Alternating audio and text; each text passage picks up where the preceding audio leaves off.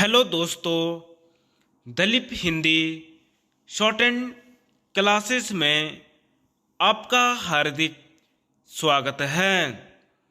दोस्तों, आज की डिक्टेशन आशुलिपि उच्च गति अभ्यास खंड 2 रामधारी गुप्ता से बोली जाएगी।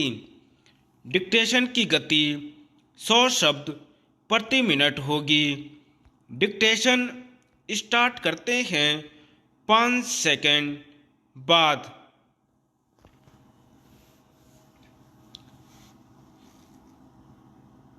महोदय, कुछ समय बाद जैसे ही समाचार पत्रों में बहुत से लोग काम करने लगे और प्रकाशन कार्य के लिए व्यवसाय यंत्रों की आवश्यकता पड़ी, इस कार्य ने उद्योग का रूप धारण किया। निःशुल्क प्रचार अथवा सेवा की भावना अब अव्यावहारिक जान पड़ी और प्राय लुप्त हो गई। समाचार पत्र उद्योग का यह विकास संभवतः स्वाभाविक है और आधुनिक विचारधारा के अनुरूप है।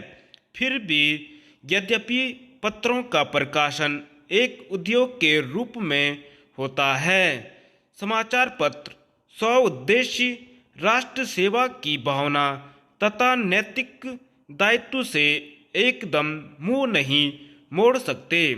यह भी स्वीकार करना होगा कि इस उद्योग की यथोचित उन्नति के लिए यह आवश्यक है कि दूसरे उद्योगों की भांति यह भी उन सभी साधनों से संपन्न हो जो अन्य उद्योगों ने या तो प्राप्त कर लिए हैं या वे उनकी प्राप्ति के लिए प्रयत्नशील हैं।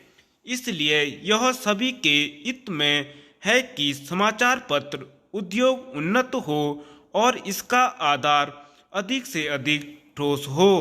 इधर कुछ वर्षों से हमारे देश के समाचार पत्रों में जागृति की लहर आई है। उद्योग की आवश्यकताओं, श्रमजीवी पत्रकारों की मांगों और पाठकों के हितों ने मिलकर ऐसी स्थिति पैदा कर दी कि समाचार पत्रों की दशा पर पुनर्विचार करना आवश्यक हो गया।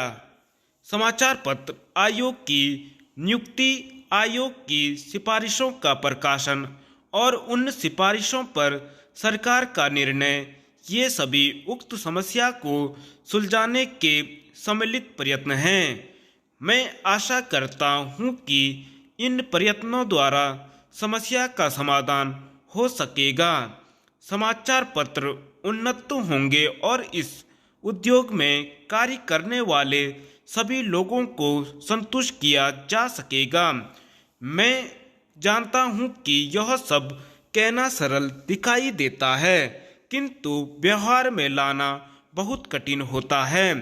परंतु मुझे सुशिक्षित श्रोताओं से यह कहने की आवश्यकता नहीं कि मानवीय गतिविधि के सभी क्षेत्रों में, चाहे वह राजनीति, उद्योग अथवा प्रशासन का क्षेत्र हो, विभिन्न हितों और विचारों में सहयोग की भावना से राष्ट्र तथा समाज के हितों को सामने रखकर सामंजस्य स्थापित करने का प्रयास आवश्यक है।